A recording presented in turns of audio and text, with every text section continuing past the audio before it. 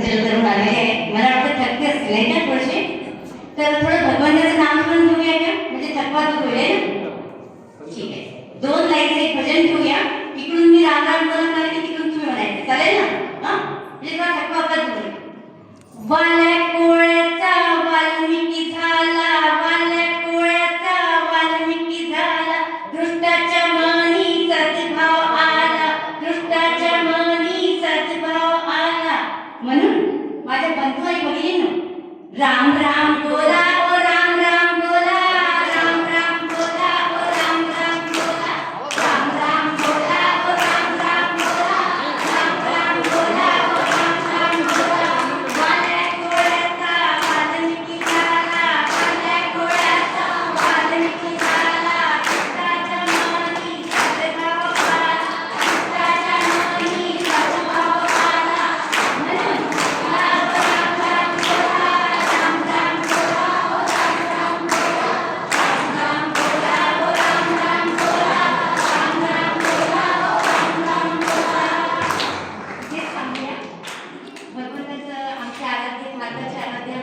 म्हणून जगज्जननी मा सीता यांची आम्ही आठवण केलेली आहे. त्यांचं स्मरण पुन्हा आपण देऊया. बापांची आठवण कशी आपण करतो, मंगल कार्य करताना विषय आहे. आता सगळ्यांना प्रश्न पडला असेल की हिंदू संमेलन काय आहे, कशासाठी बाबा एवढा आटापिटा. आम्ही तर दिंड्या वगैरे नेहमीच करतो, आम्ही तर पथसंचलन करतो, आम्ही तर भजन पण म्हणतो, पण हे हिंदू संमेलन काय आहे. तर असा विचार करताना मला एक सुंदरकांडचा एक प्रसंग आठवतो. सुंदरकांडमध्ये किष्किंधाकांडमध्ये रामजींनी सांगितलेले आहे, 4 दिशांना वानरसेनाला पाठवलेलं आहे. दक्षिण दिशेमध्ये जी वानरसेना गेलेली आहे त्याचे सेनापती होते अंगदजी, त्याच्यासोबत ब्रह्मपुत्र जामवंतजी आहेत, आमचे हनुमानजी आहेत. सर्वजण आलेले आहेत समुद्राच्या किनारी. आता प्रश्न पडलाय की आता या समुद्राला पार करेल कोण. तसंच आपल्याला प्रश्न पडलाय ना की आज अनेक समस्यांरूपी समुद्र आपल्या समोर आहे. कुठेतरी विधरणी येतात, काहीतरी त्रास देतात, आपल्या मुली लग्नाच्या विळख्यात अडकत आहेत, अनेकदा आपल्यासमोर कोणतरी येऊन तक्रार करतोय. मग आता याच्याशी लढायचं कसं आणि लढणार कोण, आता काय करावं कसं करावं, सगळे विचारामध्ये पडलेले आहे. मग जामवंतजींना तिकडे संपादीजी भेटले. ते काय म्हणतात की संपादीजी म्हणतात की यहाँ पे जो अशोक, मुझे जो मेरी नजर से दिख रहा है, मेरी भीतर की दृष्टि है, मैं दूर तक देख सकता हूँ. यहाँ से मुझे जो दृश्य दिख रहा है, सीता बेटी जो है, जगतजननी जानकी जो है, वो कहाँ बैठी है, रावण की लंका में बैठी है और अशोक के वाटिका में बैठी है. तर आता जामवंतजी म्हणाले तुम्ही एवढं मार्गदर्शन केलं, पण आता हे सांगा ना की तिथे जाईल कोण, तुम्ही चालणार का. संपादीजी बोलले की आता हे काम करणारा एकच जण आहे. म्हणे कोण, म्हणे तो.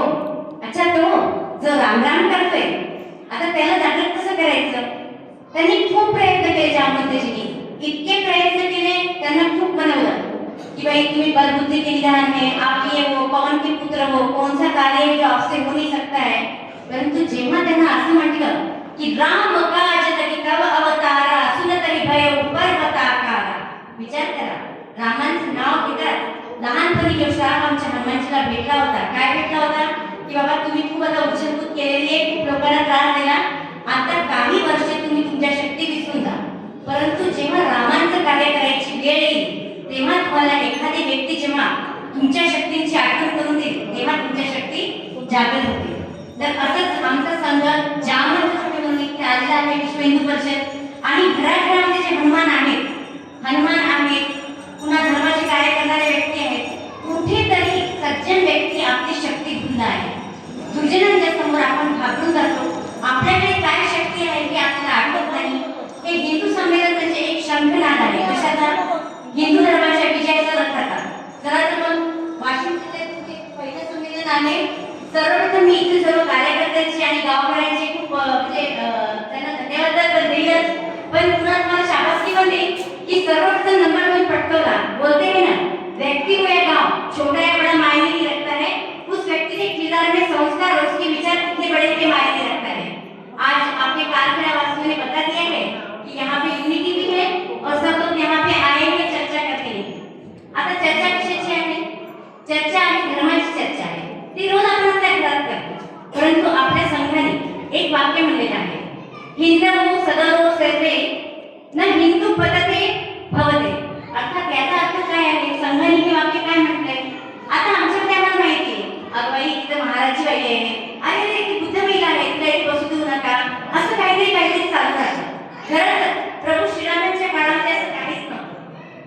उदाहरण देतात श्रीकृष्णांचे आणि रामांचे, की त्यावेळेस सामाजिक समरसता कशी होती, धार्मिक समरसता कशी होती. परंतु काळ बदलत गेला.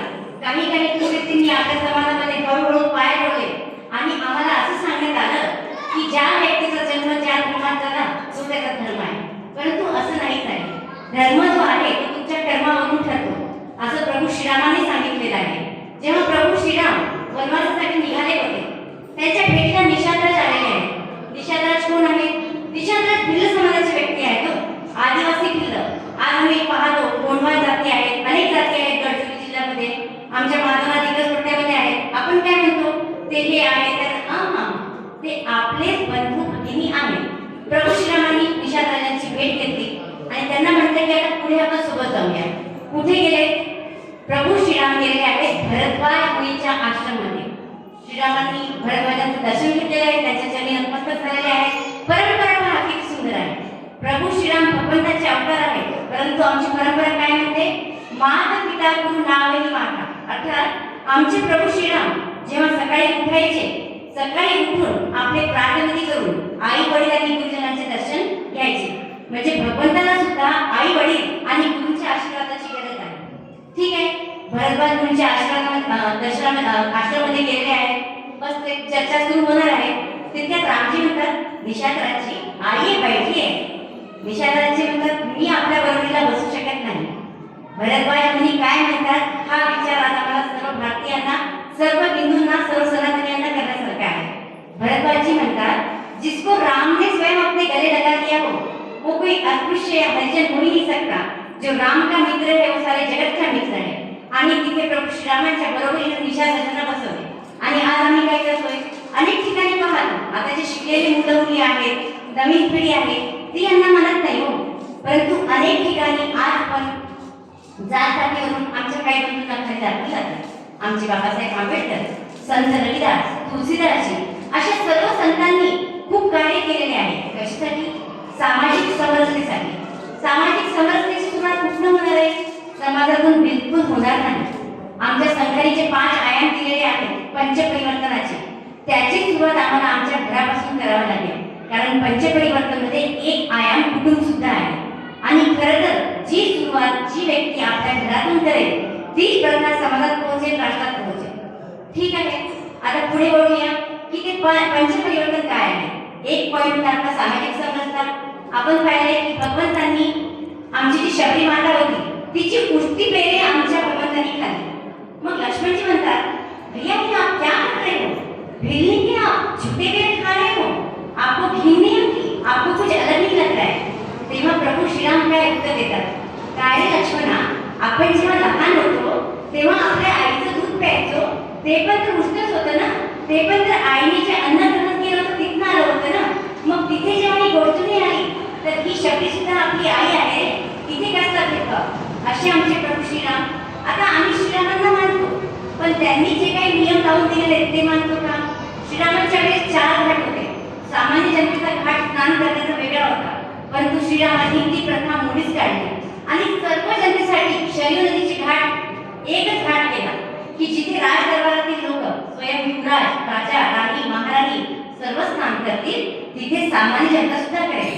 मला सांगा, आपण श्रीरामांचे अनुयायी आहोत, मग आपल्याला का हा विषय घ्यावा लागतो की सामाजिक समरसता काय आहे, कसं वागायला हवं? अहो, जो व्यक्ती शूरवीर आहे तो क्षत्रिय आहे. त्यांनी कोणत्या जातीमध्ये, धर्मामध्ये जन्म घेतला हे महत्त्वाचं नाही आहे. त्याची जात कशावरून ठरते? कर्मावरून ठरते. ठीक आहे, आता पुढे वळूया की बाबा स्वदेशी. आता स्वदेशी म्हणजे काय? मला नाही वाटत की माझ्या बंधू आणि भगिनींना मला काही वेगळं सांगावं लागेल. इथं ज्या महिला आहेत त्या सर्व शेतात काम करतात, त्या स्वतः अन्न पिकवतात. माझे बंधू आहेत, त्यांना सगळ्यांना माहिती आहे की शेतकरी किती मेहनतीने अन्न पिकवतो. आज आपलं हे अन्न जिथे शेतकरी सधन आहे किंवा खूप पुढारलेलं आहे ते अन्न कुठे जाते? आमचं सोयाबीन सुद्धा विदेशात जाते हो. आणि आम्ही काय करतोय? आमच्या सोयाबीनला आम्ही खाण्यासाठी टाळतो. नाही बाई, हे असं आहे, ही मेथी तर अशीच आहे. अरे जे शेतकऱ्यांनी पिकवलेलं आहे ते जर आम्ही नाही घेणार, आम्ही जर शहरामध्ये जाणार, कुठे गावात जाणार, मग शेतकरी कुठे जाणार? मग काय आम्ही स्वदेशीचा प्रचार प्रसार करणार? कपडे असतात, आपण काय करतो? आजकाल आमच्या शहरामध्ये खूप प्रथा आहे. अरे बापरे, डिमांड तो बहुत बड़ा है, कापड़िया मॉल में चलो. अमरावती में लगा है. अरे मेरे भाई, कापड़िया मॉल में जाना पास जाके देख, तेरा पड़ोसी है, उसने छोटी कपड़े की दुकान डाली है, तू उसे छोड़ के बंधुभाव कसा करायचा, स्वदेशीचा वापर कसा करायचा, सुरुवात आपल्या घरापासून करायची. स्वदेशीच्या विचारांची पण, स्वदेशी म्हणजे काय, प्रभू श्रीराम अनेक गोष्टी आम्हाला सांगून गेले. आम्ही फक्त घेतो श्रीरामांची पूजा करतो, टाकला हात घालतो. स्वदेशीचं आम्ही अवलोकन करणे, त्याचं संपादन करणे म्हणजे काय, प्रभू श्रीरामांनी आम्हाला ज्या गोष्टी शिकवल्या त्याचं संपादन करणे, ते जीवनामध्ये उतरणे. फक्त कपडे किंवा किराणा हीच गोष्ट स्वदेशी होत नाही, आमचे विचार सुद्धा स्वदेशी आहेत. पाश्चिमात्य लोकांनी काय केलं, त्यांना माहित होतं की भारतातील कुटुंब पद्धती जी आहे मजबूत आहे. मग हळूहळू त्यांनी काय केलं, आपली पद्धती ते लागू करायला सुरुवात केली. परंतु आज पण माझ्या भगिनी आहेत ज्या खूप मजबूत आहेत, त्यांनी आताही कुटुंब पद्धती सांभाळून ठेवलेली आहे. आधी अशी पद्धत होती, घरातील एक व्यक्ती बोलायचा आणि 99 लोक तेच करायचे. आता मुलाला वाटते मी मोठा, सुनबाईला वाटते मी तेवढी शिकलेली, मी तुम्हाला 10 लाखाचं पॅकेज आहे, सासूबाई बस खाली, तुम्हाला काय कळते हो. अच्छा कुठे बोलत असं ते, त्या म्हाताऱ्याला काही कळत नाही, एवढंच मध्ये मध्ये करते. अगं बाई, या म्हातारी तुला नवरा दिला म्हणून तुला नोकरी लागलेली आहे आणि कुठेतरी तू मोठे पदावर आहेस. म्हातारी जर तुला म्हणली असते की तू नोकरी करू नको, आज जर माझ्या सासूबाईंनी म्हटलं असतं की रुपाली तू घरात बस, मी आज तू येऊसाठी असते का. आज जर माझ्या सासूबाईंनी मला येऊ दिलं नसतं.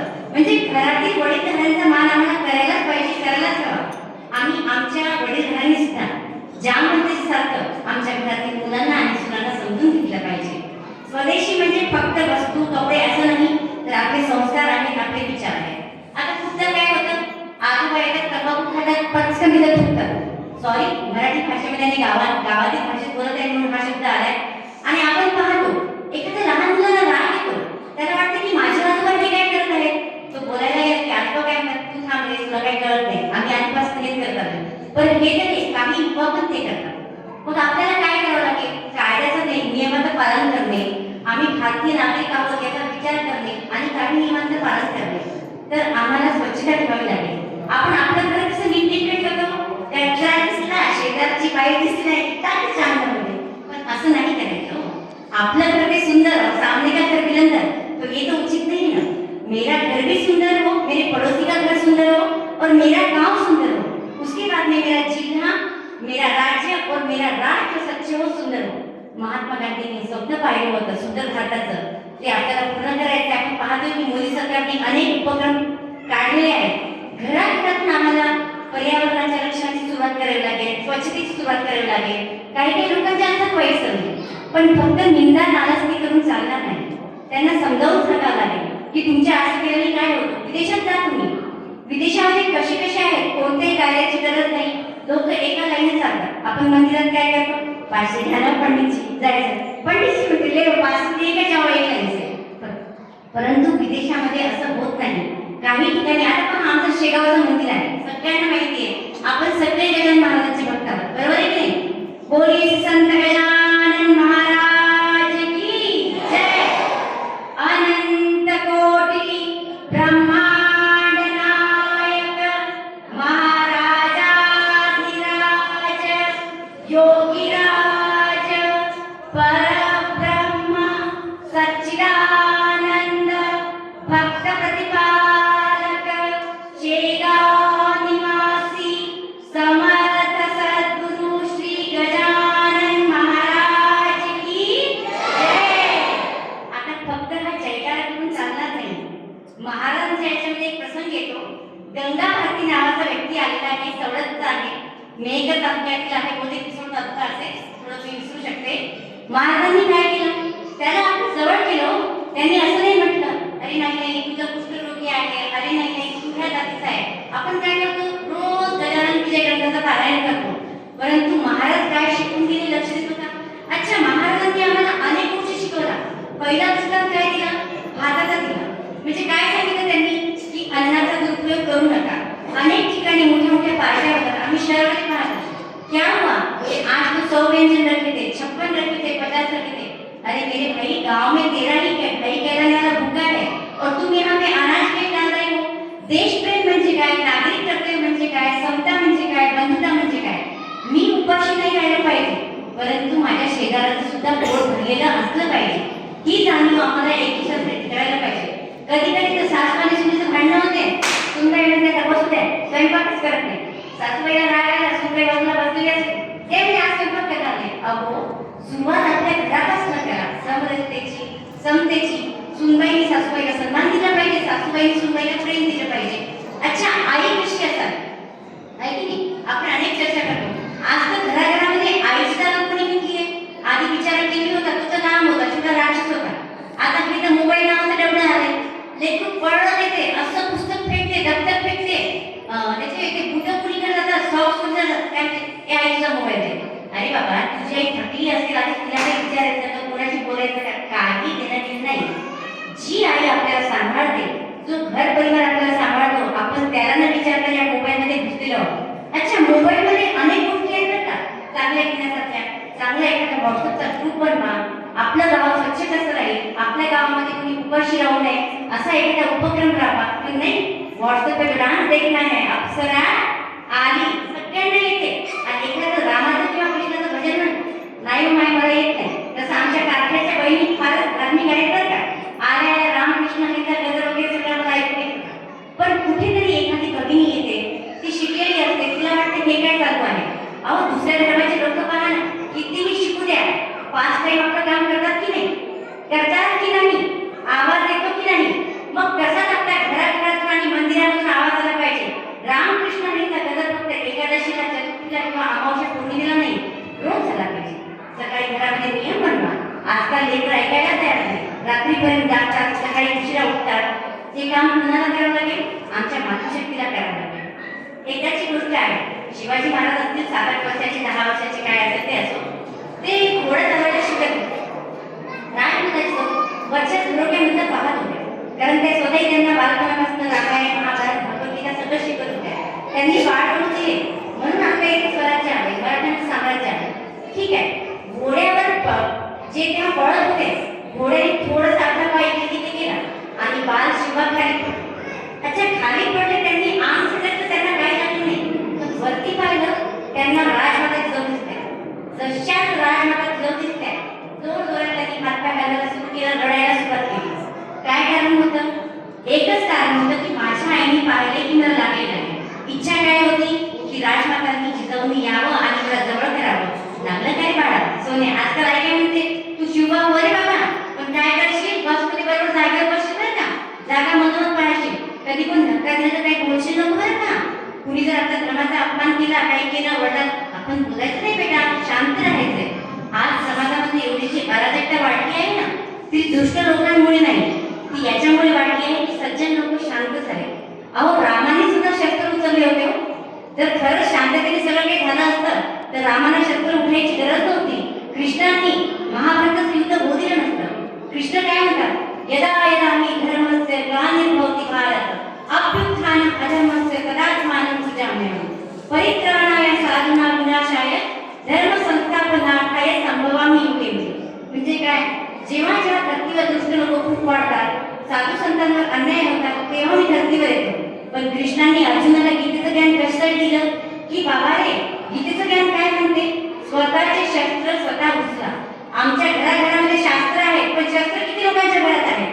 कुठे जर का काही अनहोनी घटना होणार आहे, तुमच्या घरात दरोडा पडला, किती लोकांच्या घरात चाकू आहे कुणाकडे? स्वयंपाकघरातला नाही, दुसरा आहे का? ते बाळगायला शिका. आपल्या मुलांना शास्त्रांसोबत शस्त्रांचं सुद्धा ज्ञान द्या. मुलांना पाठवा, तलवारी शिकायला त्यांना पाठवा. नुसतं शिक्षण घेऊन काही होणार नाही. कसं झालं असतं तर प्रभू श्रीरामांनी फक्त राज्य केलं असतं, जंगलात गेले नसते आणि रावणाचा संहार केला नसता. एक विषय अजून येतो पंचपरिवर्तनमध्ये, पर्यावरण. आम्हाला सर्वांना माहिती आहे, पुण्यश्लोक अहिल्याबाई होळकर. किती त्या बाईचे पुण्य हो, पर्यावरणासाठी किती काम केलं त्यांनी. पर्यावरणासाठी आणि शेतकऱ्यासाठी इतकं काम केलं की नापीक जमिनीमधून सुद्धा कसं जमिनीमध्ये तुम्हाला अन्न काढता येईल याचे प्रयोग केले. शेतकऱ्यांना त्यांनी नवीन नवीन अवजार उपलब्ध करून दिले. आज आपण म्हणतो चलो भाई आज हमको झाड लगाना है. अरे भाई तू झाड कोणतं लावत आहे? तू ते विदेशात काय आणलेलं झाड लावत आहे? कुठे आहे ना वड, पिंपळ, आंबा कुठे दिसतो का? आजकाल आमचे लेकर म्हणतात मम्मी गावरानी आम क्या होता है? आप तो कहते हो की आपके बचपन में खाया था. कुठे आहे? कारण गावरानी आंबा जेव्हा लावतो, पहिली पिढी लावते आणि दुसरी पिढी खाते. आता कसं सगळं इन्स्टंट पाहिजे, मग आम्ही कशी काय पर्यावरणाची रक्षा करणार? बरं माझ्या माता भगिनी मला एक सांगा, घरात तुळशी आहे की नाही? आहे ना? तुळशीचं संगोपन करता की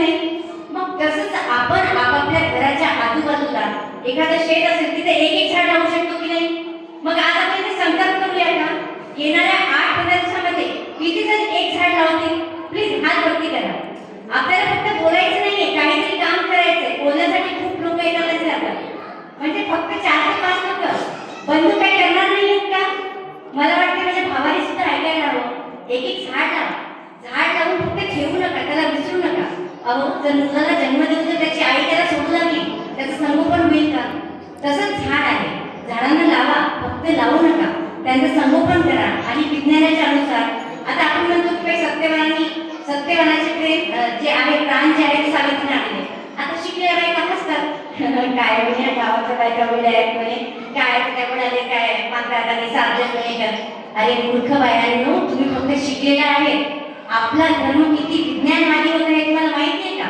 वडाचं झाड काय देते? सगळ्यात जास्त ऑक्सिजन देणारं झाड वडाचं आहे. वडाची पूजा का केली? याच्यामुळे की पहिला 364 दिवस काम करून थकतात आणि कुठेतरी ऑक्सिजनची लेवल कमी होते. 365 दिवशी या वडाला फेऱ्या करा, तुमचं जे ऑक्सिजन लेवल कमी झालेले आहे ते वाढेल आणि तुमची तब्येत ठणठणीत राहील, तुम्ही बऱ्या होसाल. बरोबर ऐकले नाही? तुम्ही ऐकताय काळजी, बरोबर बोलते की नाही? तर आपले ऋषीमुनी खूप विज्ञानवादी होते, पर्यावरणाचं त्यांनी लक्ष दिलं. आज आपण पाहतो खूप ठिकाणी जंगल तोड होत आहे, झाडं तोडतोय. अहो, विचार करायची गोष्ट आहे की आम्हाला आरक्षण 33% पाहिजे. बोलतो की नाही आपण महिला, आम्हाला आरक्षण पाहिजे. तर मग आम्ही जंगलाचं संरक्षण तर निदान 33% तरी करायला हवं की नाही? विज्ञानाच्या अनुसार कमीत कमी पूर्ण धरतीवर जितकी धरती आहे त्याच्या 33% झाडं असली पाहिजे. आणि 2023 मध्ये जो अहवाल तयार झाला आहे त्याच्या अनुसार 21.75 असं काहीतरी आहे. आणि अजून थोडंसं वाढलं असतं तर 23-24% झाड आहे. म्हणजे अजूनही 9% झाडांची कमी आहे. ते कोण लावणार? कोण संगोपन करणार? एका व्यक्तीने जर निर्णय घेतला मी फक्त एक झाड लावणार, तुळशी लावतो ना, तुळशीचं संगोपन करतो ना, मग लावा की गावरान आंबे लावा की, येणाऱ्या पिढीला खाऊ दे ना, काहीतरी निस्वार्थी भावनेने काम करा. आपल्या आजोबा बंधवांनी केलं नसतं तर आपल्याला लहानपणी गावरान आंबे खायला भेटले असते का? आपल्या आजोबा बंधवांनी आपल्यासारखा विचार केला असता तर आपल्याला भेटलं असतं का? असा विचार करा. झाडे लावताना वैज्ञानिक दृष्टिकोन ठेवा. विदेशाच्या फंद्यामध्ये पडू नका कि नहीं ये तो विदेश का है, इससे क्या होता है, ये फैशन का है, बड़ा अच्छा दिखता है लेकिन इससे पर्यावरण को क्या फायदा है ये भी तो देखना पड़ेगा ना. असे अनेक पैलू आहेत. कुटुंब प्रथा म्हणतात ना की व्यक्तीपासून कुटुंब बनतं, कुटुंबापासून समाज बनतं आणि समाजापासून राष्ट्र बनतं. म्हणजे जर आमची कुटुंब पद्धती चांगली राहिली तर आमच्या कुटुंब पद्धतीपासूनच आपण स्वदेशी धडे देऊ, आपल्या कुटुंबापासूनच आपण पर्यावरणाचे धडे आपल्या लेकरांना देऊ. टाक तुळशीला पाणी, टाक सूर्याला पाणी. आपण म्हणतो की सूर्याचं काय त्याचं कामच आहे. अहो, सूर्याच्या मध्ये जे उजळ लेअर आहे ते कमी होत आहे. आज जर आपण झाडे लावली नाही तर येणाऱ्या काळामध्ये सूर्याचा प्रकाश डायरेक्ट आपल्या अंगावर येईल आणि मला माहित नाही किती लोक त्याच्यामध्ये कोसळून जातील आणि काय काय होणार आहे. त्याची काळजी घ्या. एक एक झाड लावा. मुलांच्या वाढदिवशी लावा ना, त्याला सांगा ना बेटा की तेरा बर्थडे आहे ना, 5वा बर्थडे आहे, एक काम कर आपण 5 झाडं लावू शकत नाही बाळा, एवढं आपल्याकडे पाणी नाही, तर तू एकच झाड लाव आणि त्याचं संगोपन तू करशील. आईने सांगायला हवं जसं तुला मी लहानाचं मोठं केलंय या घरात तू कर बरं. तर अशी वृक्षांची निर्मिती होईल, पर्यावरणाचं तसं काम होईल, कुटुंबापासून पर्यावरण राहील, स्वदेशी राहील. आता खूपदा काय की आपण ट्रॅफिकचं सिग्नल पाहतो लगेच तोडतो आपण, अरे कोण पाहतंय, यहाँ पे तो कोई कॅमेरा भी नाही आहे. परंतु एक कॅमेरा आहे जो तुमच्या मनाचा आहे. ट्रॅफिक सिग्नल चुकून तुटलं तर जा, आपलं काय असेल ते पैसे भरा आणि दुसऱ्याने कसं शिकवा. आपण ते स्वतःही तोडतो, मित्राला म्हणत चाललं रे कोण आहे तर आपण तिला जाऊ, असं करू नका. घराघरामध्ये नळ असतात, अच्छा आपण हे करू शकतो ना, नळाद्वारे कितीतरी पाणी वाया जाते. काळजी घ्या ना, आपल्या घरातील नळ प्रॉपर बंद करा, घरातील बंद करा. काही सार्वजनिक ठिकाणी तुम्हाला कुठे नळ दिसतील, अचानक सकाळच्या वेळेस जर आपल्या नगर परिषद ग्रामपंचायतची लाईट दिसतील ते बंद करा. हे करू शकतो की नाही आपण? छोट्या छोट्या गोष्टी करू शकतो की नाही? याप्रमाणे आपण आपल्या राष्ट्राला चांगलं बनवण्यासाठी मदत करू शकतो. मला वाटतं आता खूप वेळ झालेला आहे, थांबायला बस.